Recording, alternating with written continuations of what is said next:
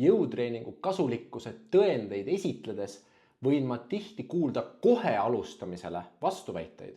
Vastuväide number 2, mida ma tihti kuulen. Ma olen liiga vana, et alustada. Ainult noored käivad jõusaalis ning vanematele inimestele see ei sobi või on ohtlik. Ma vastaksin, et inimene ei ole kunagi liiga vana, et alustada uue hea harjumusega. Ma vastaksin, et jõusaal ei ole vanuse poolt piiritletud koht. Viisaka kultuuriga klubis vaatavad nooremad treenijad vanemaid hoopis austusega. Respekt vana. Ja lisaks veel, jõutreening sobib igale eale ning võib ohtlik olla ainult siis, kui seda valesti rakendada. Selle jaoks ongi olemas treenerid, kes oskavad õpetada ohutut ja efektiivset treenimist iga inimese lähtekohta ja sihtkohta arvesse võttes.